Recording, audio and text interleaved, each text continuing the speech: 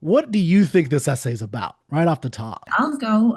It's why art is important and how it actually functions within the consciousness of man. And then she discusses what the nature of man's consciousness is. And then she gives a bunch of new terminology to describe what's going on, and how metaphysics is the key, um, in discussing all of this. That's pretty good. Yeah, I like that. Yeah, like why art is important for sure, and how it fits into man's consciousness and what its role is doing and all that. I think, yeah, I think that's amazing. You probably read it more than once, I would assume. And she spends a lot of time talking about values in the essay as well, and the Values, yeah, relationship of values to art. And values, and what is that connection? What does that really mean? yeah. Nick. She talks about the way I would cash it out is she talks about the practical value and need of art. And from the title Psycho-Epistemology, she connects it to a very philosophical basis and base in that the value and need comes from philosophy and the nature of man. So that's how I would cash it out. Okay. Um, Anybody else? Have any thoughts about what you think the subject is? What is she trying to get at? What's it about? Okay. Well, we'll just dig into it then. But that's good. That's a great start. I hope we can revisit it and kind of flesh out a little bit more of what she might be saying here. So it's to me, it's really interesting how she's setting this up, right? So the psychoepistemology of art, and then she starts by comparing it to the physical arts or the physical sciences, right? She starts by saying making a very big proposition. I want to, remove all of our thoughts and love of Ayn Rand for a second and think about what do you really agree with this fully and why? The position, or what do you think she's trying to say of the position of art in the scale of human knowledge is the most elegant symptom of the gulf between man's progress in the physical sciences and his stagnation in the humanities. So she's making a proposition through these first several paragraphs about there's a stagnation in the aesthetics in the realm of human knowledge. You have this whole realm of human knowledge. We know about space, we know about subatomic particles and things like that. But in the aesthetic realm, we don't know those things. In the realm of the arts. So what does that mean? Why do you think she says that? Do you agree with it? What are your thoughts on this?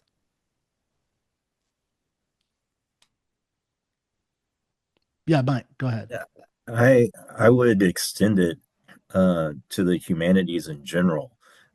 For sure, art is probably the most obvious example, but you find ever since the Industrial Revolution really got going, you find people in the humanities trying to defend things like, I think we talked about this last time, like why you should read Homer and things like that, and have done traditionally a poor job.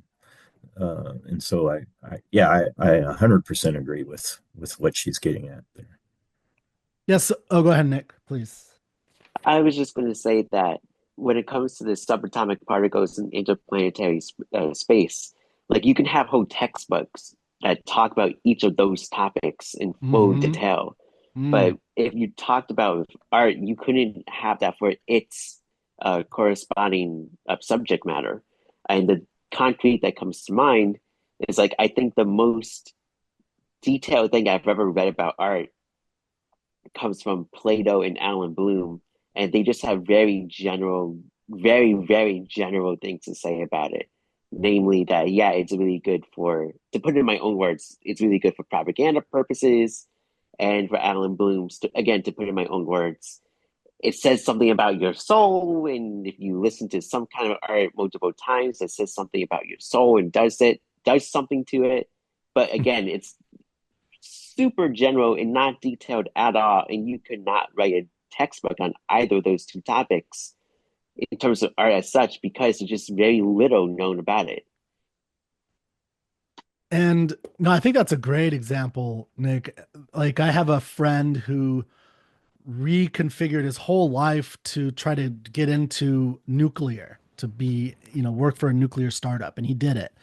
And he reads books about nuclear physics, and there's like hundreds of these books. There's lots of, and it's all about not just how it operates, not just the technology, but the underlying theory behind it and the different theories and how that works in the world. And just there's, and the related math and science and everything.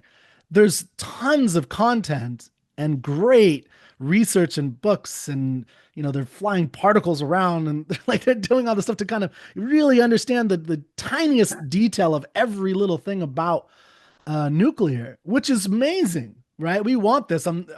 Just so we're clear, I definitely want that.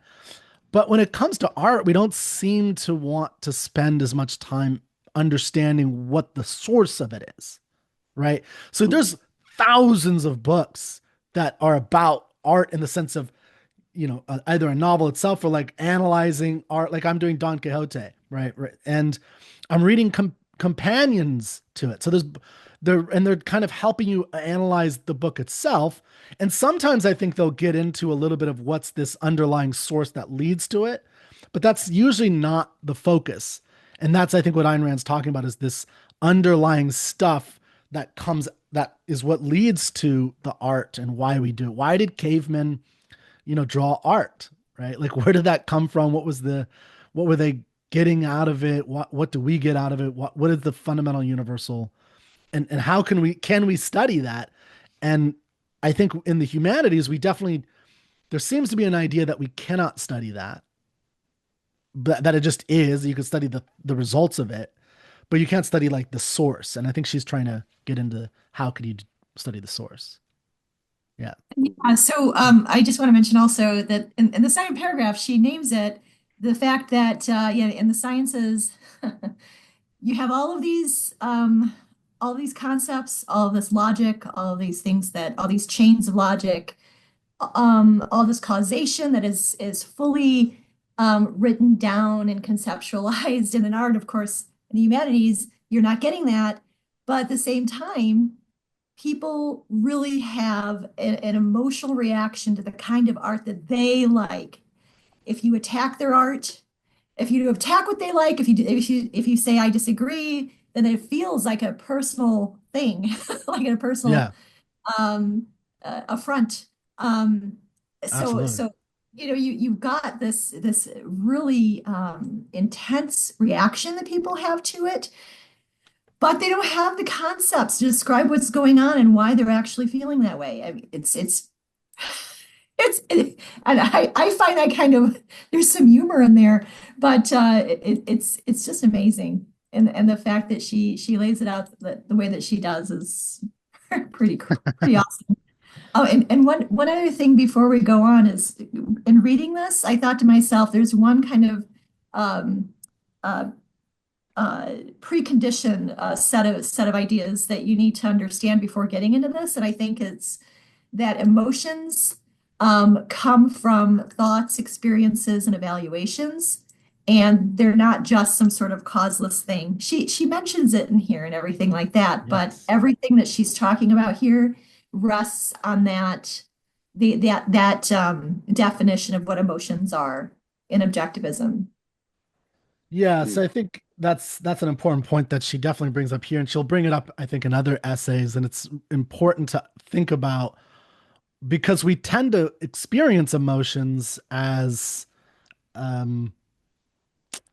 causeless. It feels like sometimes, right? It feels like it happens to us. Sometimes it is, and there is a factual element to it in the sense that it is real, but she has a whole view of where that underlying, emotion comes from. It's based on certain, and the term she uses here is psycho-epistemology, actually, I think, is the relationship between your psychology or your underlying subconscious and your conscious philosophical understanding of the world.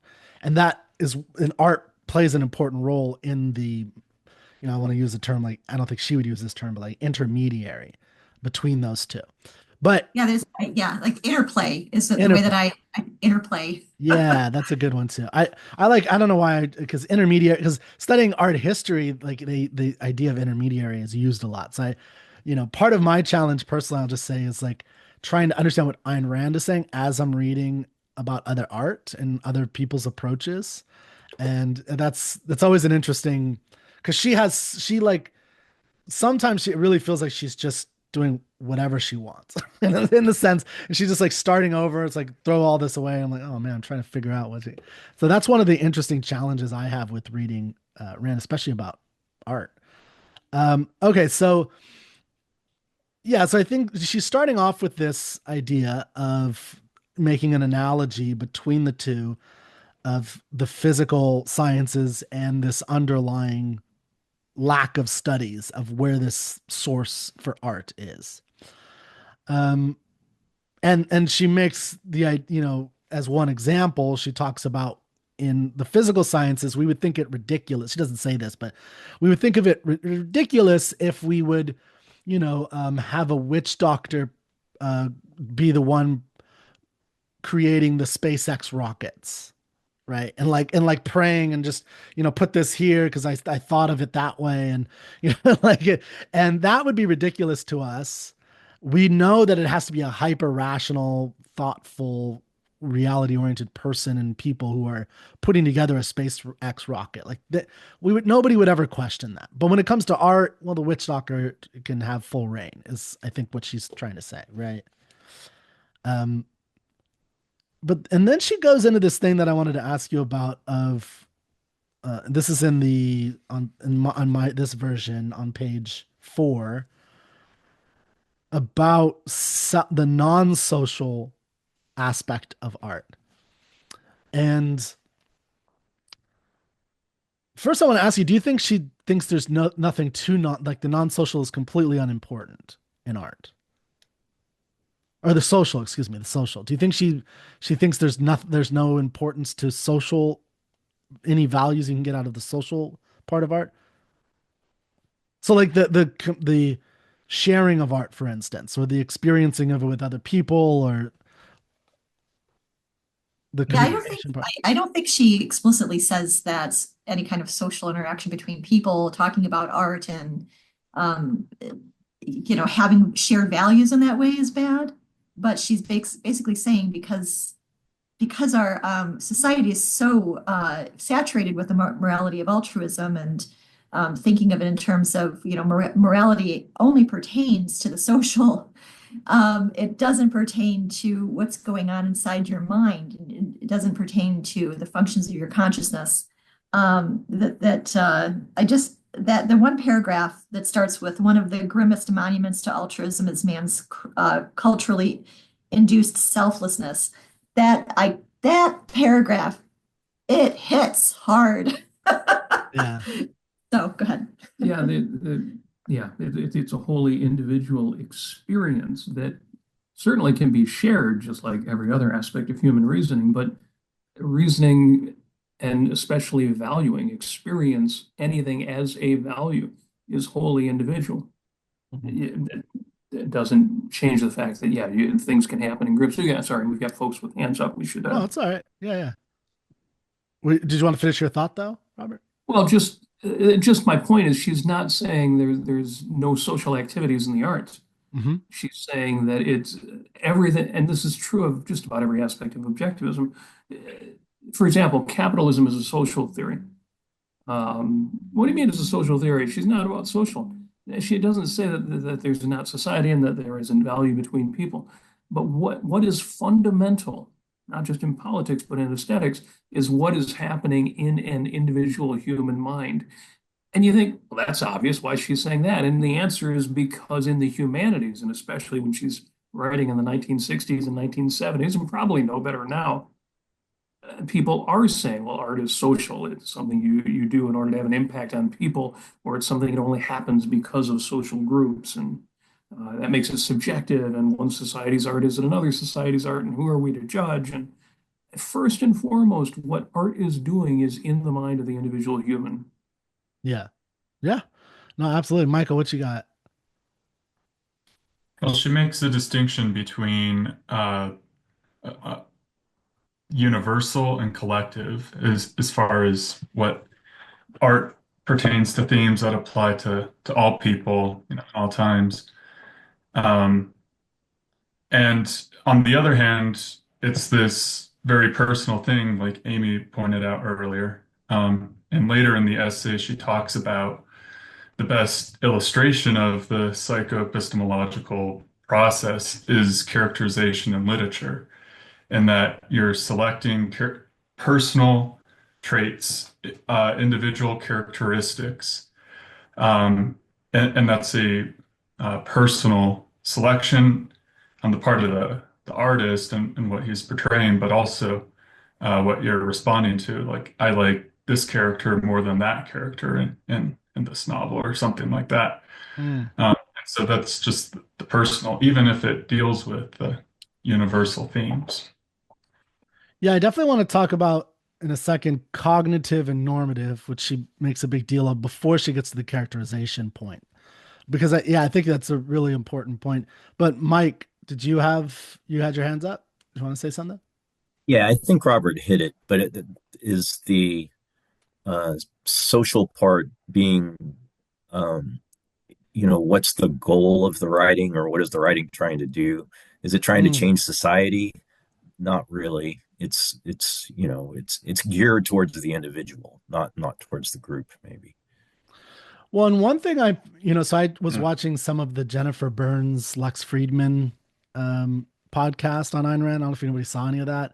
So I haven't watched all of it. I'm just watching clips. I think I'm going to try to respond to a couple more. I responded to one already. Is that new?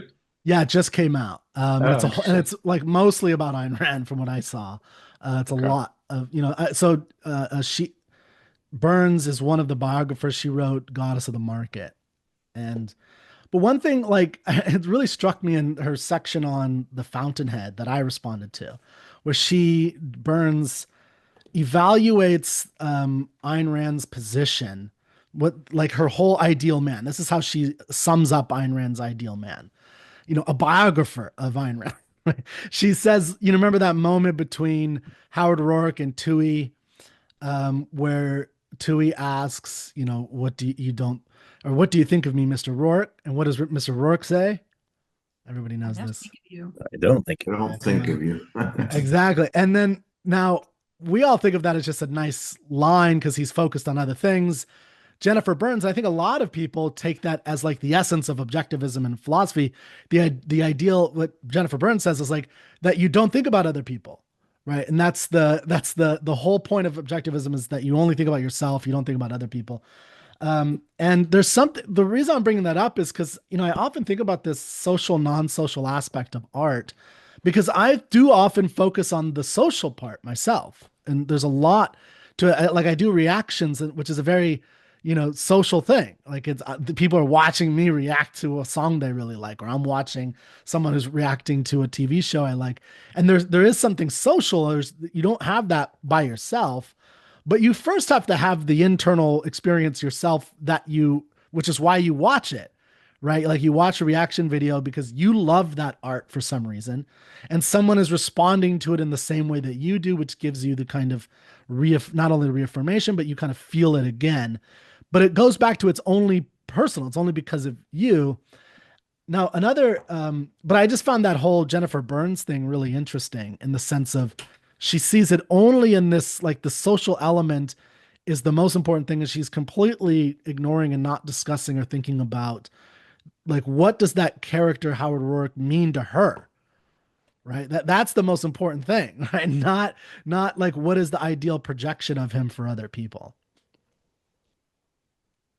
Okay, Yeah, go I mean, ahead. that sounds like she's interpreting rational egoism as cynical egoism.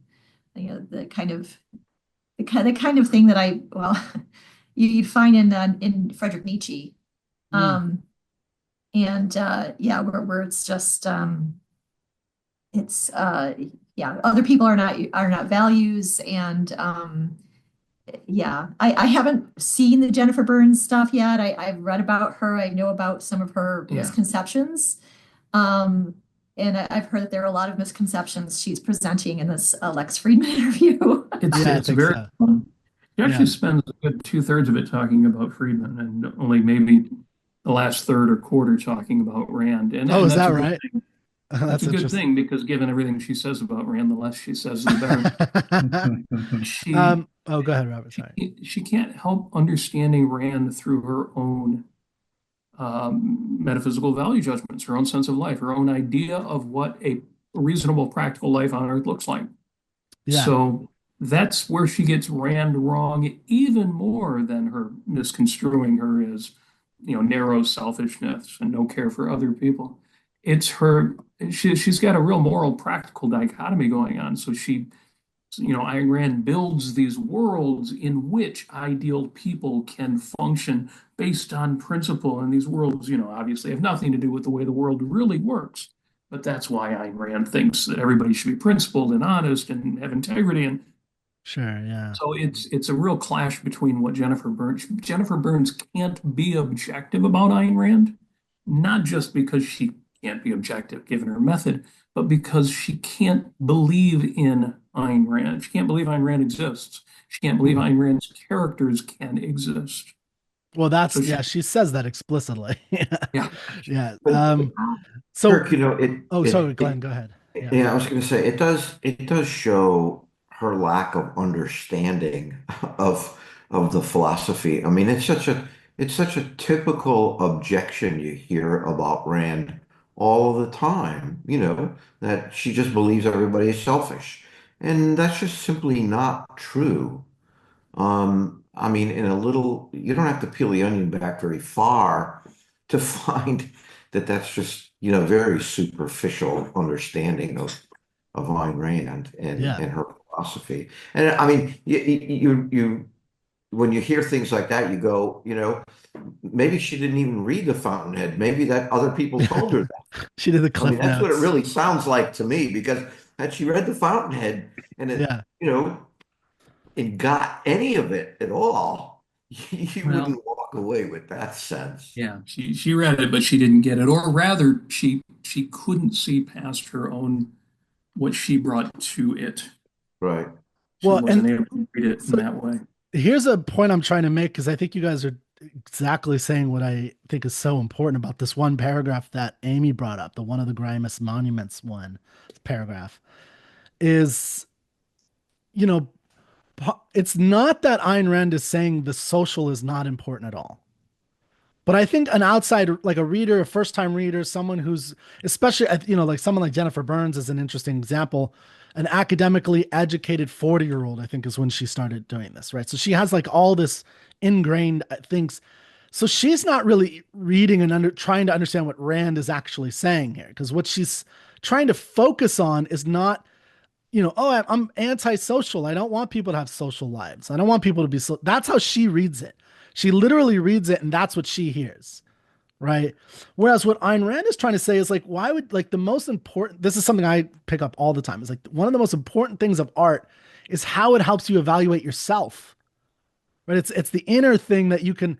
What she talks about is like, quote, his willingness to live with himself as with the unknown, right? You're like, who wants to live like that? But most people do.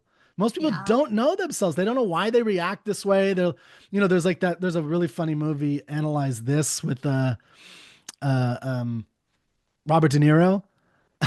And he plays like a gangster, and he's going into therapy, and he like is always bursting into tears, and he's sad, and that's obviously a problem for him in his line of work. So he goes to a therapist, and but the whole point is like they're trying to figure out where this is coming from, and it seems like it's this causeless. But he's trying to understand who he is the whole point. I mean, that's what you do in therapy, right? And we understand of how important that is. And for him, it's almost like a terrifying experience. And you see this like in The Sopranos on a deeper, more dramatic level, where it's kind of a terrifying experience for him because he doesn't know where it's coming from. And he's trying to figure because he has been ignoring, evading, and not thinking about what's going on in his own soul, Tony Soprano, for his whole life, right? And now it's kind of coming up in his life in different ways. He's got kids, he's got a wife, it's coming, the police are out. Anyway, but that is the personal, and that is like the deepest value of art. And I think that's what Ayn Rand's trying to say. And I wanted to make this social, non-social, because I'm very pro-social, right? I do all kinds of, and I think Ayn Rand is too. But we're living in this world where that's all we can talk about. That's all we know. But we need to, she's trying to make an emphasis about, I think, the going inside. Okay, let's move on. So she next talks about this cognitive Um, right? Is that the next part? Or no, she does talk about the cognitive neglect, but she mentions the no practical end idea in art, that art serves no practical end. So this is just a couple paragraphs down. One of the distinguishing characteristics of a work of art, including literature, is that it serves no practical material end. And somebody else mentioned that already, I think, here, right? About it. Is that right? Or maybe I was listening to something earlier. But it doesn't make you wealthier necessarily to read literature. In fact, it famously has made a lot of artists and people who strive after it pretty impoverished, right? Like it's there. You don't hear as much about the starving um, software engineer. That's not a common thing that you hear about, but you do hear about the starving artist, and so it's like it definitely doesn't seem to lead like directly to material wealth. So what I mean, but what point do you think she's trying to make in this whole, couple paragraphs here about the? Yeah, go ahead, Mike. This is something that previous thinkers like Max Eastman and Arnold Bennett have talked about. And they would say that something very similar, and that the point was to actually stop that kind of thinking and introspect, or just focus on one particular part of reality, right? That Mm, maybe you've kind of not noticed before, and notice that, hey, they'll have those lines from the Elizabeth Barrett Browning poem, "Earth's crammed full of heaven, and every common bush afire with God." mhm. I think Bennett quotes that, but they see it as um, helping you feel more deeply. That's what Arnold Bennett sees it as. I have read some Arnold Bennett, but it's been a long time. Yeah. Okay. So they see it as helps you feel more deeply. Is that's what you're saying? That's what Yes, they're saying. Okay. and Is that what that's Ayn the Rand's whole saying? purpose. Well, she doesn't say that here, but Okay. she's saying, or at least not that I see, Well, she says it because she's does have a talking. purpose. Yes. So she's right. So she says at one, it has no practical end, material end, but it does serve a purpose. So I think that's a misunderstanding. So Oscar Wilde has this famous quote: "All art is useless," and that's kind of true. And he's trying to focus on the beauty for beauty's sake. There's the Keats quote from Ode on a Grecian Urn. What is it like? Truth is beauty, beauty is truth. That's all we shall know while we live on earth, or something like that. And that's all we shall know. But anyway, that the idea that truth is beauty, beauty is truth, and that's all we can possibly know about that. But Ayn Rand is saying there is a purpose, and I think this goes to the underlying idea behind this whole essay. Art does have a purpose and does serve a human need, only it is not a material need, but a need of man's consciousness. And that I think is the crux of it, right? So when you're studying the physical world, you're studying, the underlying geology. If you're trying to look at like how did they react to different materials, different processes, and that will bring out different properties of this rock.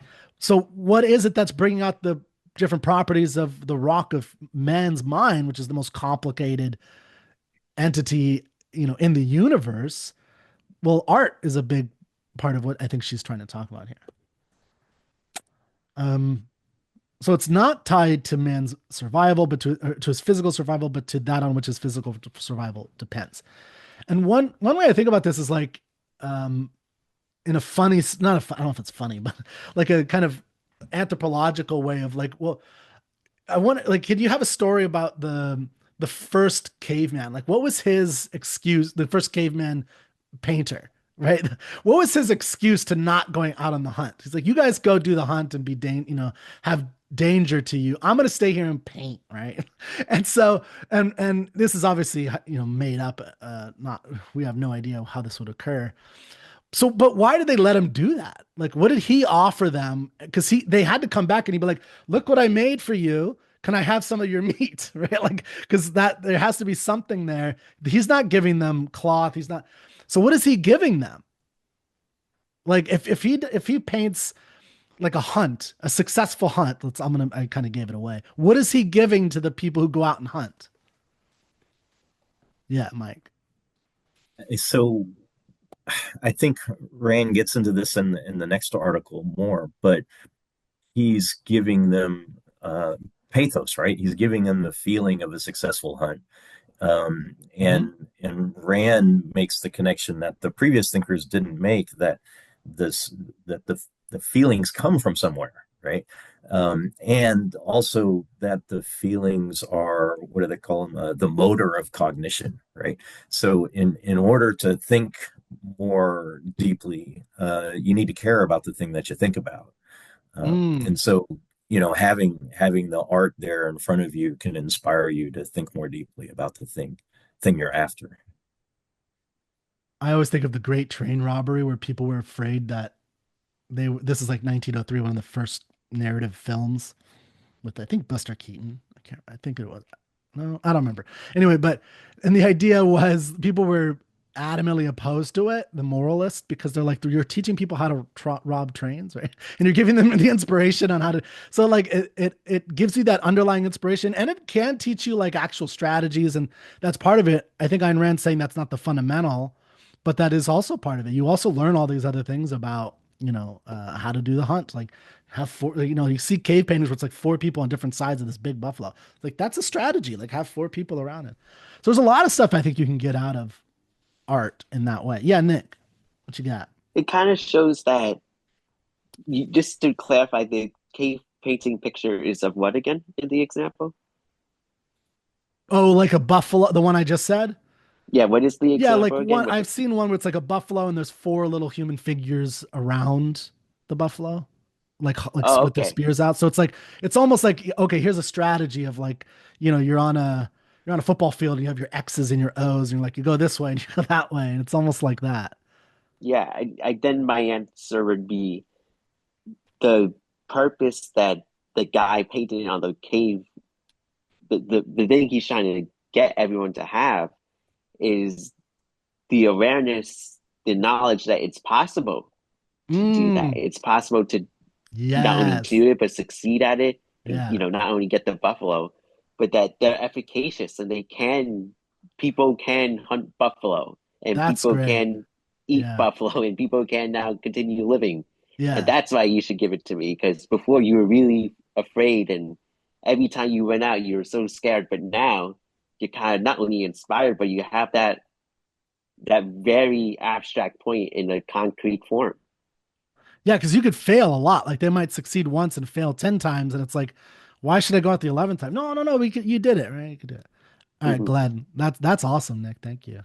I also think, one of the things I get from it is that the creator of the art sees value in it for himself, and that's why he's doing it.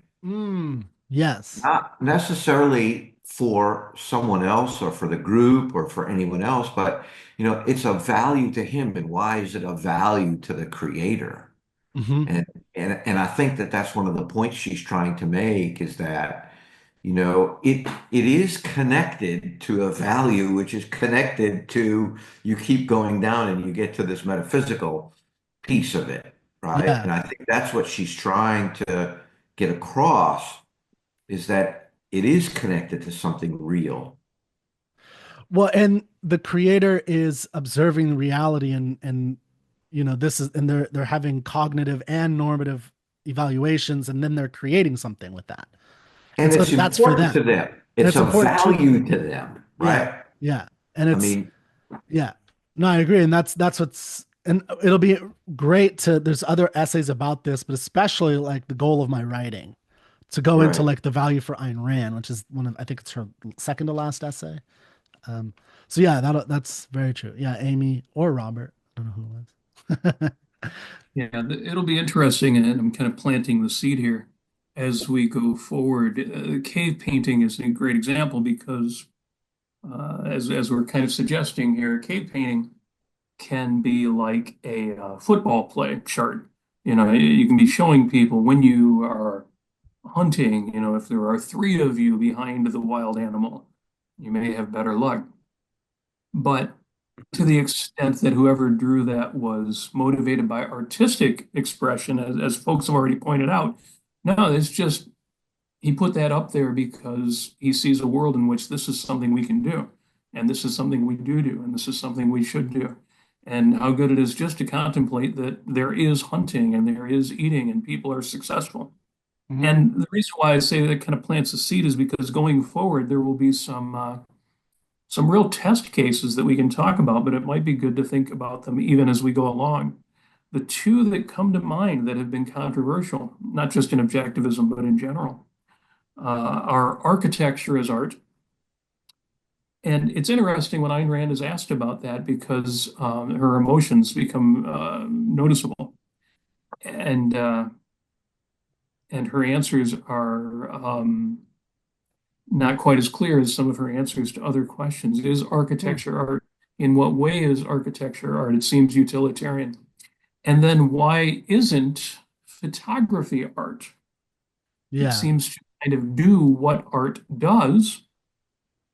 And if it does everything that art does, then why isn't it art? So as we go along, Yeah. it's clarifying for me anyway, as we go along to think, oh, okay, this is why Yeah, those will she's be interesting conversations for sure about what art is and yeah. So even in when this she gets first digs into chapter, that. I'm thinking about those examples as we go along Sure. because Yeah. it helps clarify for me Yeah, absolutely. what Yeah, we're Michael, saying. what you got? She, a little bit later in this essay, talks about art as being more serving as more metaphysical than ethical, and that it's showing a view Mm. of existence, man's place in existence, um, and what man's nature is. For example, being able to achieve happiness or not, or having volition or not, and the kind of consequences of those premises. But it's because it's metaphysical and it's these broad abstract questions, art puts it in concrete form and makes it, immediate in an image, Hmm. which incidentally, as I recall, is somewhat Plato's disdain for art, and that it's even more, it's worse than the world of visual evidence because it's imitation of imitations of imitations. But anyway, Yeah, I don't remember his specific about visual art. I remember he denigrated poets, partially because they can give you these nasty new ideas to emulate, new ways of doing things. He didn't like that. Right. Um, okay, let's move on a little bit here. And I had a question for you guys as well about is Ayn Rand wrong about this because it's the 60s and now we live in 2025. So there's been some huge advancements that I actually think this may not apply as much. So this is on page 6 where she talked about the concept, right? So I kind of skipped over that because we need to try to finish up. But a concept is a mental integration of two or more units, which are isolated by a process of abstraction. So just simply, as a reminder, man is a concept that it refers to every single man that has ever existed, that exists today, and that will exist. And that's what she basically means by a concept, right? So on page 6, she has this, it's one, two, three paragraphs down where it starts consider the enormous conceptual. So she says, consider the long conceptual chain that starts from simple ostensive definitions and rises to higher and still higher concepts, forming a hierarchical structure and knowledge so complex that no electronic computer could approach it. I don't know that that's true anymore with LLMs. I don't know if, because she, I think, is talking about the cognitive abstractions, so not the normative ones. It is the string of factual information that could string along, a whole, all the facts relevant to a tumor and how to what a tumor is and all the nature of a tumor, and you have to start with abrasions and all, blah blah blah. I don't know. I'm not, and I'm a dummy. I'm a humanities person, I guess. So I can't go into those experiences. But I do think LLMs can actually kind of do that now, and they're only getting better. large language models. So I actually wonder cognitively if computers can do a lot of. I mean, this is 1966, where the computer was the size of a, if they even had. I don't Yeah. even know when the. So I don't know. I'm curious about the developments in this realm. What do you I, guys think? I, I have thoughts. Michael has thoughts. Robert has thoughts. Everyone's got thoughts on this one. All right. I'll let you guys decide who goes first. I didn't see. Um, never. You don't have to be so nice. We'll all talk. Well, it's just What you interesting when got? you get, it's by the means of such change that man has to acquire and retain his knowledge of reality. And it's gonna come down to what you mean by knowledge of reality. Do Yes. computers have knowledge? Do they have That's just like saying, does a book have knowledge because it's all in there? Well, the book isn't thinking about what it's got in its pages, and a computer is not thinking about what it's got, even though it is able to apply logical processes or at least electronic processes to put it all together. The interesting thing about a computer is that all it's got is what's been fed into it and new combinations of it. But isn't Now that all you got? I was going to say there are determinists out there who would say, well, that's all you've got. Okay. So a computer can mimic what we do, but does it have knowledge? Well, so, And but okay, Robert. So this that's is, the difference in computers. It's the difference between data and knowledge. yeah. No, I want you to continue, Michael, because this is what I want to point out here, though. Is so she's talking about the cognitive abstractions. Remember, she makes a distinction between cognitive and normative. So I this is so what I'm saying is not is that cognitively I do think LLMs will get to that form of like better than what humans can do. But normatively I'm not convinced that they can, although a lot of people think they can. No. The- no matter how complex you build something, it's never going to have an emotional mechanism. It's not going to have senses to grasp reality as well. But yeah, it'd be interesting to hear more about what Ayn Rand has to say about emotions and normative Mm, concepts and It's a yeah. evaluations. it's a whole different discussion. Can a computer think? Yeah. Because you're right, it will be able to, in some ways, it already can far outstrip the cognitive work that we can do. Oh, for sure. But Yeah. is it really cognitive work? Well, again, so for me, why I'm, and you guys help me understand this, why I'm bringing this up is to understand the cognitive abstractions Ayn Rand's talking about versus the normative. Like there's two, and she says about the cognitive, that complex, that structure that's so complex no computer can do it. She says that this is the simpler part of the psychoepistemological task. There's another part which is still more complex, and that Yeah. to me is the human part. Now, The irony to me is it seems to be the opposite because computers are now, writing songs and writing symphonies and rearranging things in ways that none of us have the ability to do. But I'm curious to hear what others have to say yeah, about this. This could easily be a whole different, yeah, shouldn't set get of too bogged down, discussions. but that really for me it did help me make the distinction between the two, cognitive and normative. Michael.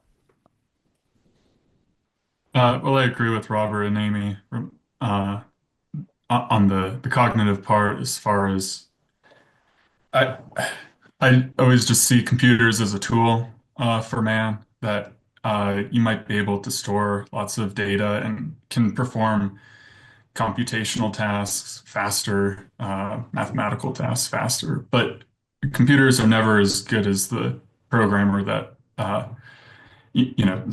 that started it. As far as a human mind had to think of the process, and then it's only automatized. But as to the normative side of it, being the more complex, what you should do. I think it relates to the first part of the discussion and the stagnation in the humanities versus the physical sciences. And uh, yeah, in the humanities, it brings up the question again of values. Um, and um, it, which yeah, again, there's just been uh, lack of progress in philosophy that is then reflected in art. But Well, Nick, if I could say one thing on that real quick, Go ahead. because so I was going to point this out in another one, but and I might bring it back. So it was pointed out to me by somebody in looking at cave paintings that now I have not studied the anthropological reality of this, but this has been my experience of looking at cave paintings, is that the animals in the external world are much more detailed than the humans figures.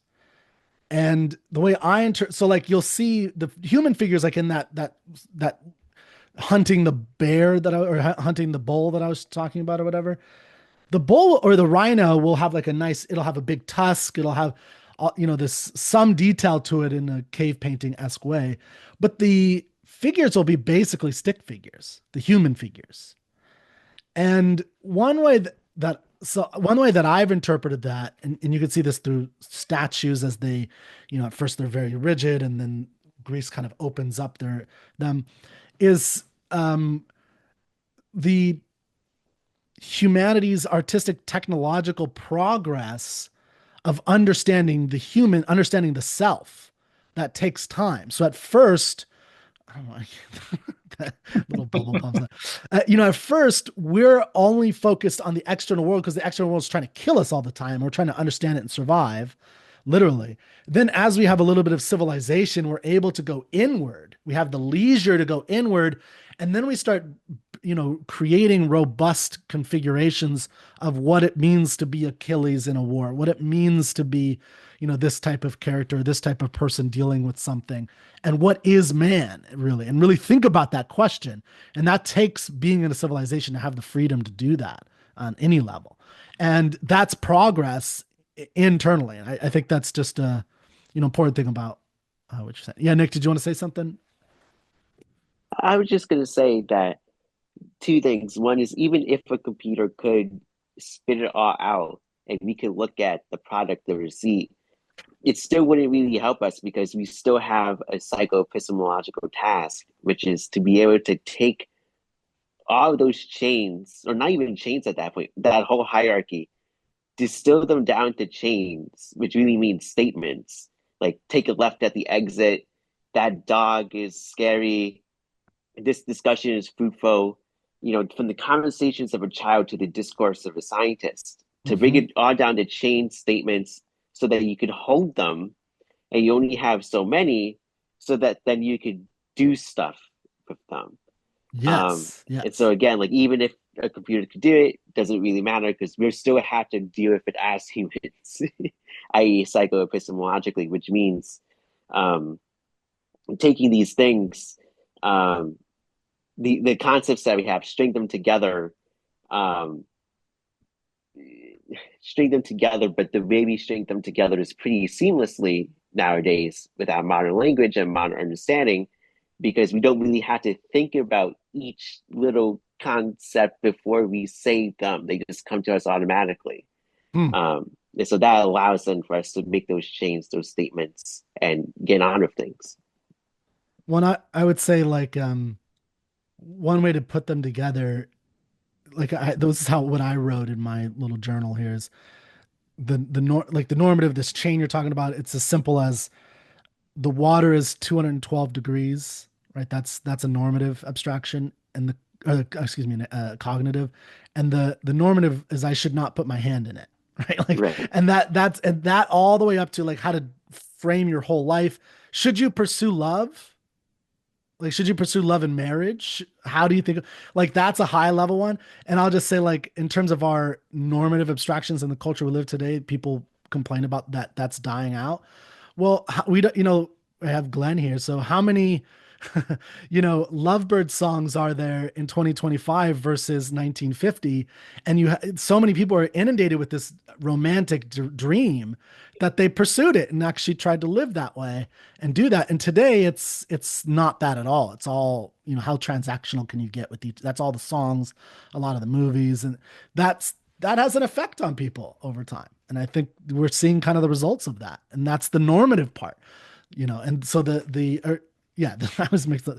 The cognitive is just that there's a man, there's a woman, there's like, birds and bees on a factual level. But then the normative is like, what should you do with all these facts and how should you behave? Okay, Michael, and then we need to move on because I'm running behind. I'm sorry, everybody. Yeah, just quick on something Nick said reminded me where I was going with the fact that computers are tools for man, but they serve man's purposes, meaning there's still the question of uh, what should I do or to what end, like using uh, recognition and images for a tumor or for a surveillance state. Like those are two different ends, and what's good or not. Yeah. Yeah, exactly. And how do you determine that? And, how does the society determine it? Okay. Yes, Glenn, please. To dovetail on what Mike is saying, the whole concept of consciousness. Mm, I mean, no matter how big and sophisticated you make the computer, it's never going to be, well, I should say never, and maybe at some point it will, but it it's might, not yeah. conscious. Right now, it's not conscious. It doesn't have a consciousness. Yeah. And I think that is certainly is a bridge between the cognitive and normative aspects of it as well.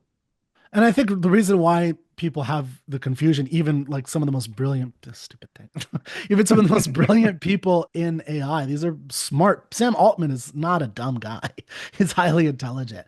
Um, I think part of it is that they're operating as a business entrepreneurial, brilliant person within this realm where there's all this advancement in the physical sciences, but there's none in the humanities. So there's very little in the humanities. So there's like so little knowledge about consciousness. People have written about it, and there's stuff about it, but I don't think people really understand it. I don't think we do even. None of us here really understand it. We're just scratching the surface. Ayn Rand is just kind of pointing the way to what needs to happen to really investigate this on the same level that you do geological, like with with uranium and everything necessarily for a nuclear reactor. And so, and all the underlying theoretical science that's needed in all the research that's needed in that. And so yeah, it's such a gap. And that consciousness idea, I think they're confused in the AI people. They've built something amazing, but they think that they're going to build AGI, and I don't see it yet. You're going to have. Well, we don't want to go down that path, but yeah, I agreed, Glenn, a lot. Okay, so technically we're almost out of time. I could stay a few more minutes if you guys want to after this. I did want to go over a couple last things, so if you guys wanted to stick around for a few more minutes afterwards, that'd be great. If not, I totally understand. Thank you guys for coming. We were scheduled from 1 to 2. So there's we haven't even talked about the definition of art. I don't want to get into too much of the definition of art because it's going to come up a lot more, but I would like to hear some of your initial thoughts. And Tom, I'd love to hear from you because you haven't spoken up too much. Some of your initial thoughts about the definition, right? So notice Ayn Rand doesn't start with the definition, right? I think that's important. She actually talks a little bit about, she gives rise to it through these examples, through this analysis of things. And then she has this, anybody has to have this as like very bizarre almost. Like, what is she talking about? But it's, I think, really an interesting pointer to what art is in her view. Anybody want to say who wants to read it and say something about it? Yeah, by the time Ayn Rand gets to her definition, she's laid the groundwork. But yeah, if she hadn't, you'd be, what are What is metaphysical it? value? Yeah. Metaphysical and values are two different things. What do you mean metaphysical value judgments?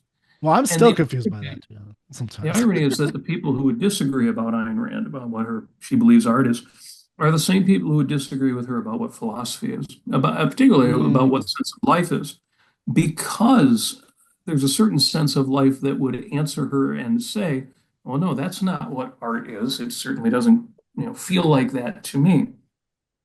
So it's interesting that she has to get you there before she just lays it out, because a lot of us, just our immediate reaction is, no, that's not right. That's not yeah. how I experience art. It's not how I experience life.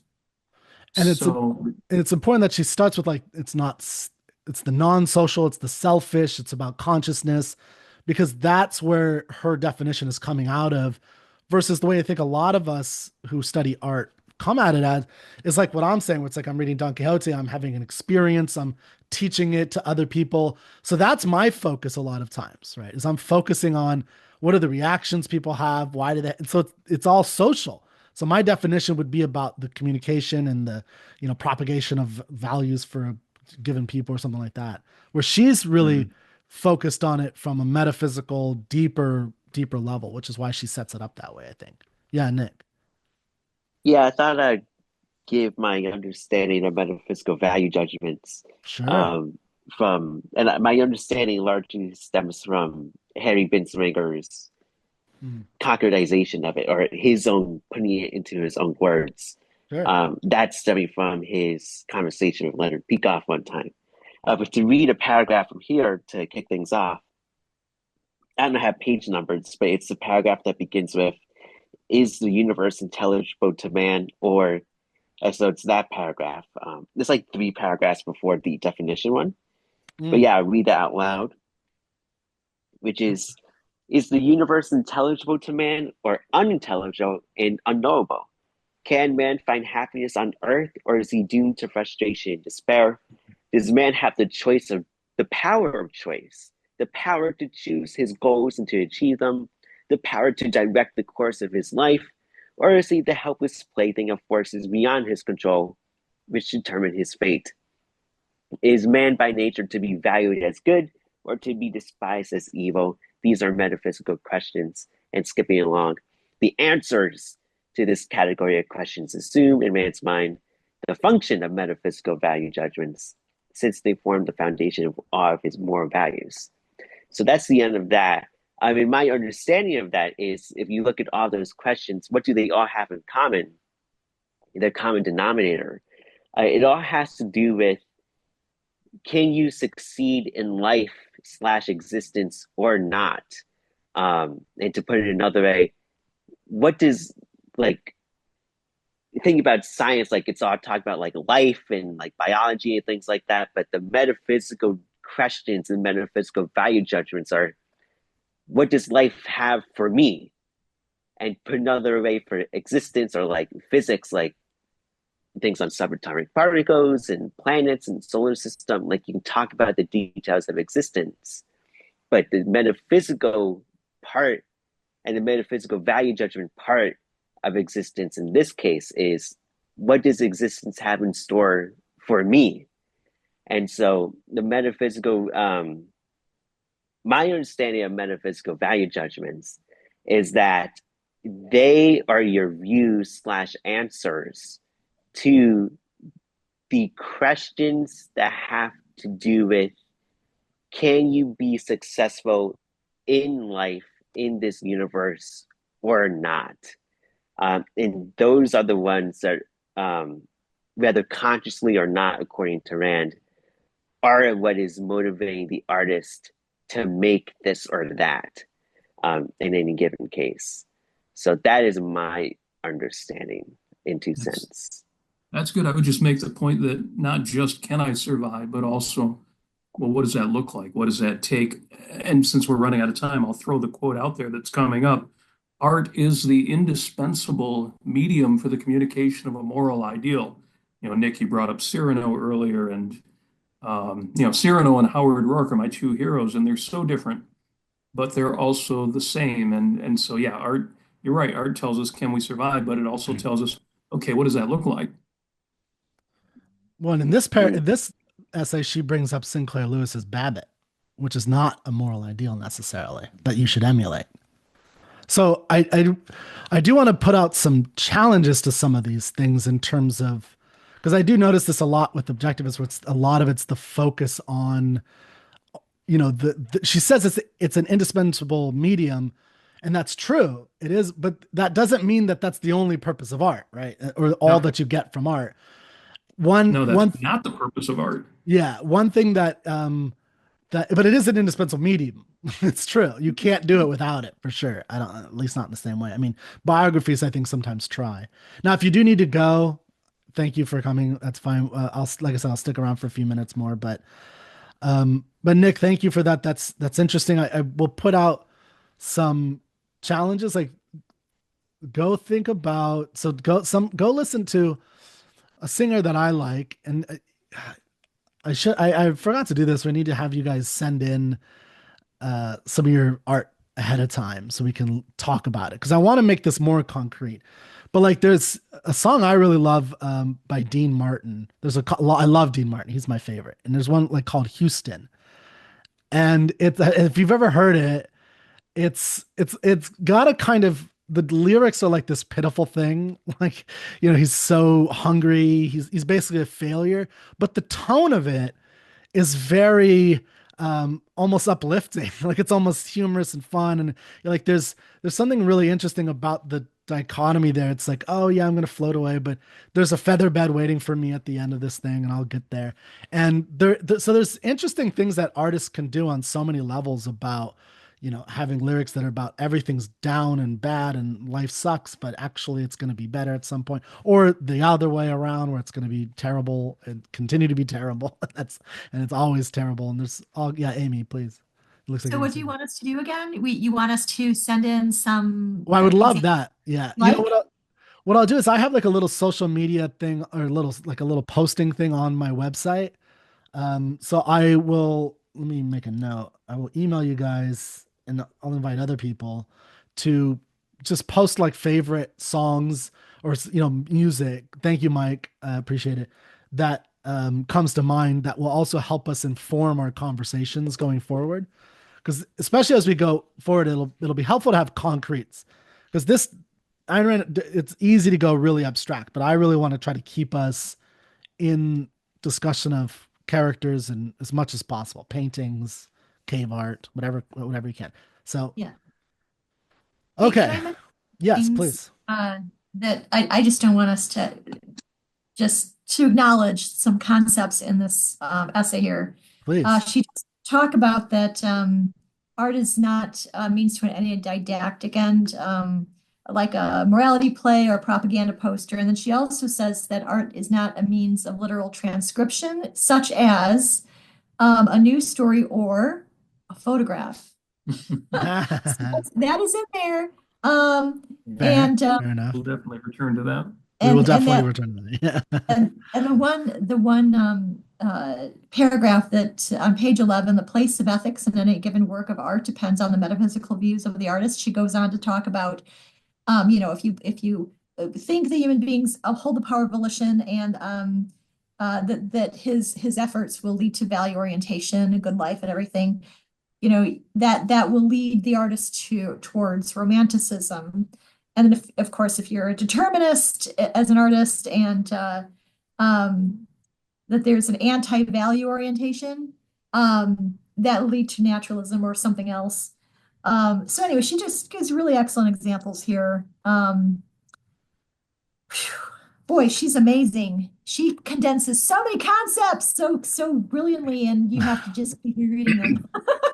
And it is for me it's very challenging because it's very abstract a lot of times, and I like to be in the world of examples, so I want to be talking about movies and songs and paintings and things like that we're all familiar with, because I find it very like when we get into later, especially when she talks about romanticism and naturalism and plot even.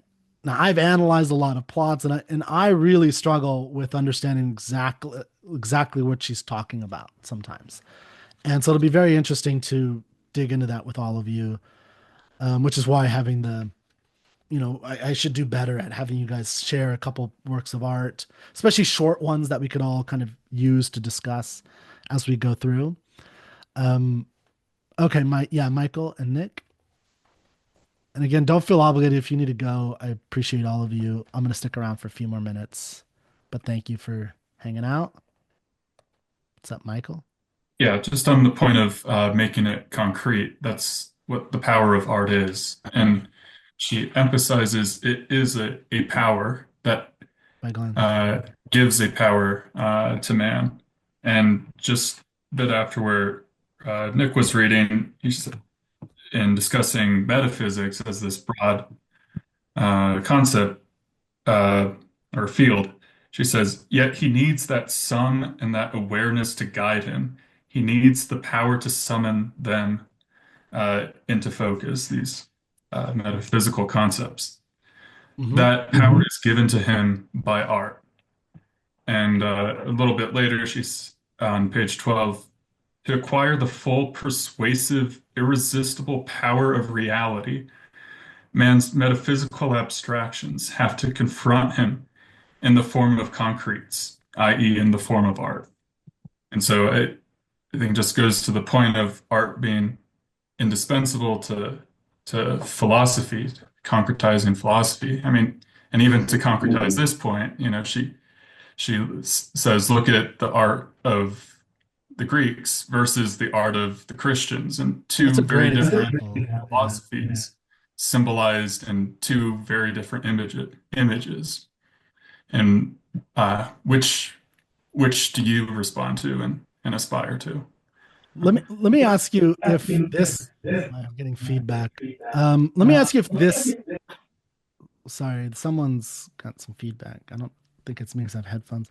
So if this, I'm going to read you a quote and tell me if you think that this represents what is very common in a lot of popular art today, particularly movies and television. So, quote, the line separating good and evil passes not through states, nor between classes, nor between political parties either, but right through every human heart and through all human hearts.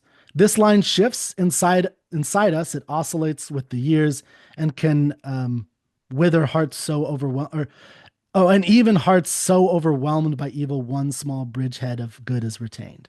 So, in other words, the line separating good and evil passes through every human heart. Does that sound like movies and televisions you see today? A lot of it to you guys? Yeah, but it sounds like real life to me because I don't think it implies that we're all good and we're all evil. I think it implies that that is a decision that each of us make. It's made on the individual level. It's not down to class or background. We can come from backgrounds that make it harder or easier to do good, but no matter what we're up against, it's always a choice. But I would make an exception about the word heart. I would say that it's a line that runs through everyone's minds. I Sure. mean, I understand where people are coming from when they're talking about the heart, but they're talking about usually about value judgments. But but in this case, I guess I need a little bit more context because if you just say, well, it's kind of based, you kind of feel your way through life. Uh, That's yeah. I mean, that is definitely contemporary.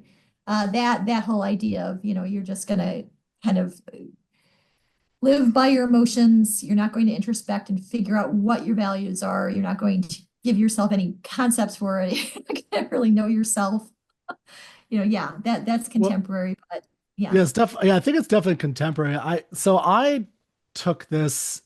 So Robert, you're interpreting this a lot differently than I do, but um, although I agree with what you're saying, it's interesting. I'll have to think about that more. But I take this as like there's good and evil in all of us. That all people are good or evil. It's in all of us, and I think there's an underlying philosophical view here about the nature of man that actually doesn't include choice in the sense, so this actually is from Solzhenitsyn. And part of one of the things he's trying to say, I think, is like, well, if you were in Russia or Germany and, there's this thing that Jordan Peterson talks about, you would be evil too, right? You would be in that, like, don't think you're any different is the kind of, and I think that's all throughout media today. I think that's the common view. And you see that in movies and television all the time that the line, separate, like the line goes through all of us. We all have it in us. It's just a matter of circumstances. It's as self-contradictory as the whole idea of determinism itself. Well, you see that in Jennifer Burns saying, Ayn Rand Mm. did this because she was raised in Yeah, Russia. yeah, yeah, yeah. Which yeah. I mean, we shouldn't talk too much about that. I'll go on Well, forever, you but just want to ask her, well, Jennifer Burns, uh, are you only saying that because you were taught at Stanford? yeah, exactly. Which is probably true. Yeah, that's probably part of it for her. I don't know. Um, okay, yeah, Nick. Sorry, you've been waiting for a long time. No, I had something different. I'm not sure if you guys wanted to keep going on this. But I'll go Go ahead and for it. Go for it. just wanted to point out that she says at one point that even though moral values are part of art, they're just a consequence and not a causal determinant. I thought that would be interesting to integrate with the fact that what we're reading is a manifesto, like the whole book, that it's Ah, basically a call yes. to action Yeah. to create more of this kind of art that she's talking about, in this case, romantic art. And that not only do I think that's really true, it makes sense. Um, one reason why she probably said that is for the fact that she's cognizant, she's aware of the fact that she's writing a manifesto. And it sounds like, oh, for everything up to that line, like, oh, it sounds like I really need to make sure like my characters are explicitly talked about, like integrity and honesty and independence and all these things. And like that's why they do the things. Like I am going to build this building because I have integrity, and I'm not going to build this building because you are second-handed and I'm first-handed and I have integrity. Um, and yeah, that's just something cool to integrate because again, we're reading a manifesto. So it's yes, we do. She is saying, yes, I do want you to make this art. And yes, it's about more values in part, but it's not about more values as like the cause of your art, but they're just stuff that happens in it, the things that come up in it, just like setting and characters and all these other stuff, the Absolutely. Yeah. consequences. Yeah, Michael. I agree, Nick. That's interesting. Mhm. Um, Somewhat related to your point on if there's good and evil in the human heart, but um, I I don't know if that's common today. Like I think there's just a cynicism that there is good at all. That Mm. makes me Well, that's sad. Hopefully, that it's not too there, correct. well, Maybe, maybe a little bit. there Yeah, is good and bad. It, but there's disagreements on what those are. sure. Uh, but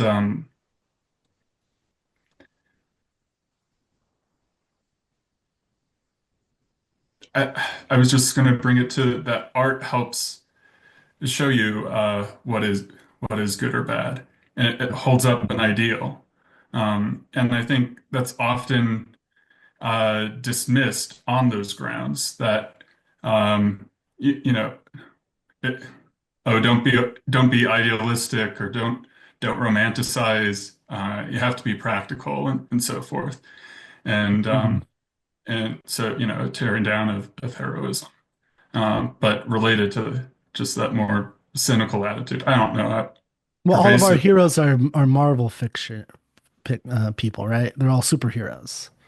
All the good people, right? And the most popular ones are the darkest ones, like the Dark Knight, that have like they're struggling with the good and evil a lot internally. Mm, I think that and we have some of the most in, impressive evil, like delving into evil in television and movies. Like it's Tony Soprano is a fantastic show. I don't care who you are.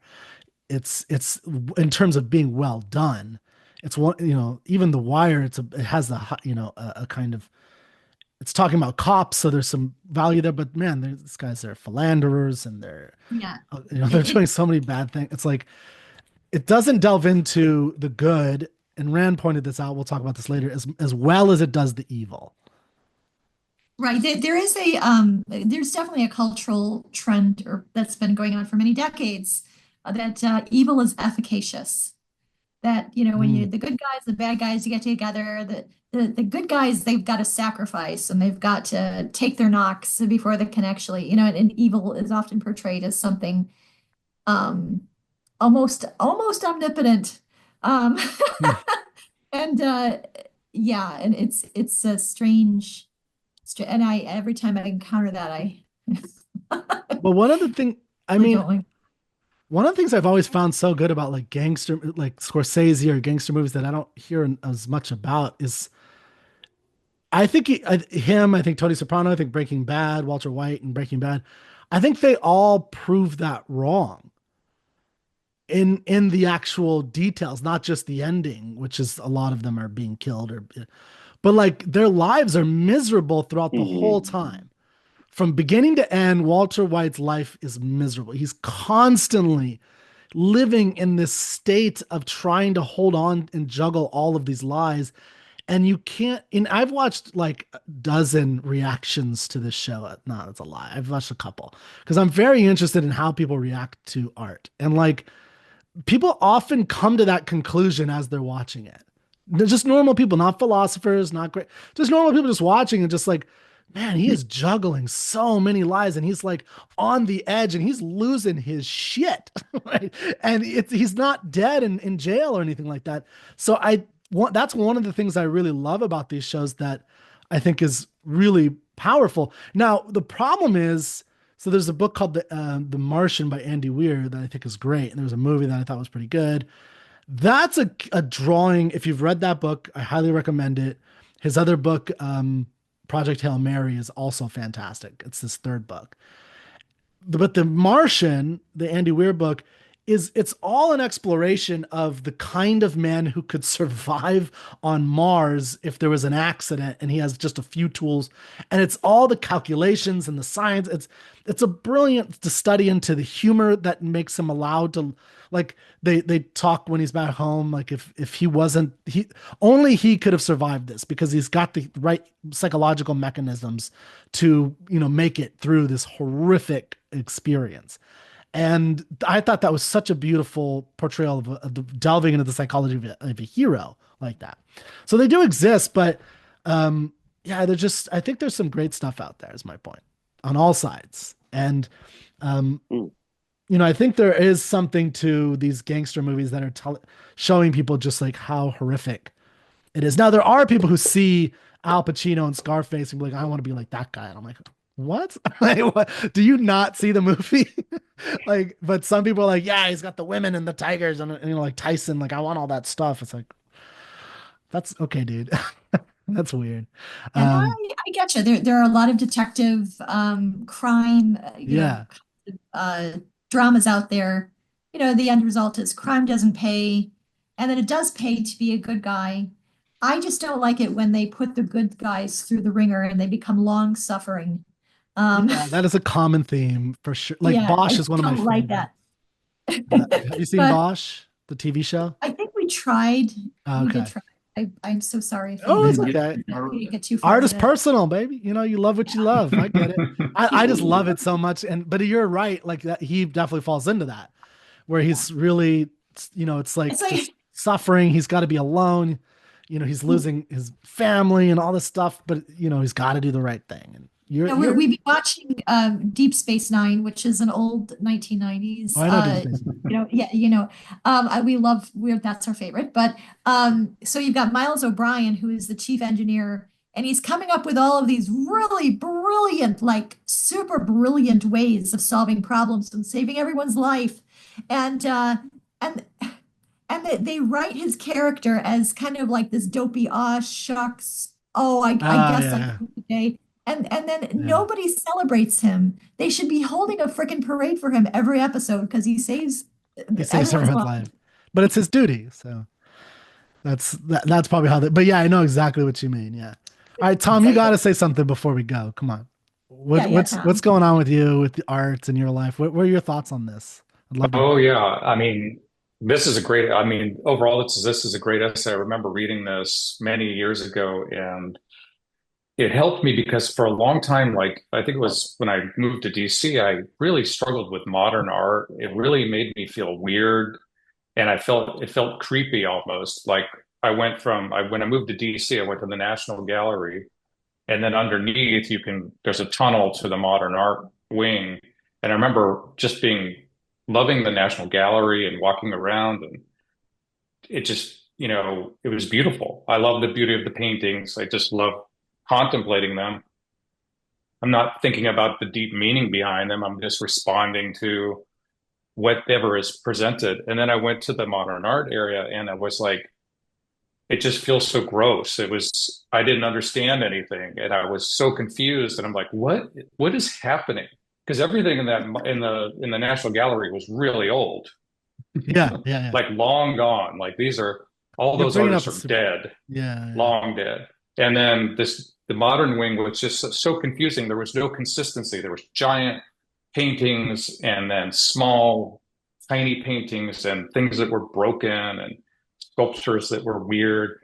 And just the visceral feeling was something was really wrong here, that there should even be a connection between these two wings, that people should be able to, that people travel back and forth. Like there's no one saying anything. That's what always bothered me. Like I felt that with this, Like the someone should be whole warning recent, you. yeah, Like no when one's even the, talking about it. like, hey, this is the It's Museum all of just Natural art. Disaster. It's all good. There's the old art and there's the new art, Yeah, and yeah. they live together, and we enjoy them both. Some people like this, some people like that. And I felt that recently with the whole banana taped to the wall thing I that saw that. sold for like $5 million. And it's a visceral reaction. So I remember reading, Yeah. I think this was maybe the essay I read where I started to go, oh, thank God there is a way to understand this. There's something going on here that is important. And Yeah. it isn't just like, oh yeah, well, I mean, who's to say? You know, who's to say what art is? I mean, you just don't like that. That's just your subjective preference. You don't like it and whatever. And I felt like, no, you can't put these two things together. You can't put them in the same category, right? It's like the package deal. It's like these do not belong together. And so now I think after reading this and traveling a lot and seeing a lot of art in my life, it's been really illuminating. The metaphysical value judgment thing is interesting because, I mean, I probably still don't think of it that way. It's just more like, what does this person think is important? Because even like Hmm. some of the modern art, you realize, man, that took a long time, a lot of effort. Um, Not all modern art is just splashes of paint. Sometimes you think, wow, this could have been a year of work. And you just think like you're putting your whole life into this. And I'm like, why did you make that? You know, that's What? what I often think. It's like, why? Why? Yeah. Why was that so important that you're spending the time of your life making this big ugly thing? And That's that kind of uh, helps me to kind of, I mean, it's really, you can't get it. Like, you don't even know, there's nothing that even, they're not even depicting anything that you can grasp. That's one thing that I found really interesting too, was like, there's a certain modern art. There's modern art that's like, you see man in there, but he's kind of distorted or grotesque. And then you see the modern art, which is just, there's nothing discernible at all. And so I'm just like, this person actually has nothing to say. There's nothing I can take from this except that that person, the artist himself, has problems. yeah. That's how I Artist ended up therapy. thinking. I was just like, what is wrong with this person rather than what are they trying to communicate to me? Because it's like I can't, there's no there's no concepts in this thing. There's no objects that I can recognize. They're not even like blurry or strangely presented. They're just non-existent. Hmm. So anyway, that's been really helpful No, for me thank you in for bringing reading that Rand. up. Yeah, that's really because we're gonna talk about modern art as we go for sure, because she brings it up. But she does, like, I think what you're talking about is that first opening paragraph where she talks about the regression of in the humanities and in art in particular. I think that that's a great example is you could walk into a great museum, a great, and you could go and see 17th century Dutch paintings or something. It's like they're working really hard to try to depict something clear, and then you can go down the hall and it's like some mangled mess of a sculpture that doesn't depict anything, and Yeah. it's all Lovingly squiggly figures. displayed though in a beautiful building. That's the other thing. I feel like, they create the space for it. They have the lights on it. And like, why are you even like, why is this illuminated like this? It's like it's just a deformed figure. And that's So but I think what, and we should probably end with this, is like that I think is why she's doing this essay as the foundation before we get into it. Because if your view is that it of art is that it's just about communicating something, anything that the artist wants to communicate, whether it's rational or not, doesn't matter. If that's your view, if that's your definition, if that's the vague feeling you have about art, then modern art or I'll just pick on Jackson Pollock. Then Jackson Pollock-esque art is art. And Rand, and I recommend looking a little bit at books. There's this book is I Like This by Oh Sandra yeah, Shaw. I've got a copy of that. Yeah, they go into like there is something like you can, for instance, thousands and thousands of years before what we would call cave paintings, there are geometric shapes, but they don't classify that as art yet. It's just, like, and so there's something special that happens when they're depicting a character, a person, representative art. And that is really a pivotal moment. And so the fact that we're going back to where geometric shape is considered art, it's like, wait a second, you're going back 500,000 years ago or something? That's crazy. We need to understand that you go from geometrical art, and that's great to have, but that's not art. That's interior design. It's beautiful, and it can be very wonderful in certain regards, but art has a fundamental purpose, and that's what Ayn Rand's trying to talk about with the psycho-epistemology of art. So I think that's a good place to end. We went 30 minutes over. You guys are awesome for sticking around. Thank you. I hope to see you all next time. It will be, I have to check the schedule. It should be at the same time. Now, if you can go, if you don't mind, I registering each time because it helps me, but you don't have to pay anything, but it just helps me get the emails of who's going to come, and I'll send out the Zoom link specially to you. But I'll try and send out emails, and yeah, Amy. I noticed that that in order for me to actually register, it did require a payment. Just put a 0. You just put a 0. Yeah, just put 0. Yeah. I don't know how to. It's a. I'll donate for sure each one, but but thank you. But anyway, so yeah, just I wanted to give people the option. I could have just made it completely free, but I wanted to give, so if people did want to donate, I appreciate it, but I don't want to be a restrictor on people's attendance. I'd rather you be here than, pay money and not be here, or not pay money. just join. I'm glad you guys are here. Okay, so that's what I got for you. So philosophy and sense of life, I believe, is next. So not deep at all, very surface level stuff we're talking about. That is a monumental. Yeah, that one's pretty big. Essay. So it's like, all right, I might try to just make it 90 minutes next time. We'll see, because that's hard. I'll see if I have time for that. But thank you so much. I will try to share links of my social so we can share some art along the way and have some fun. So thank you, everybody. Thanks, Kirk. Thanks, everybody.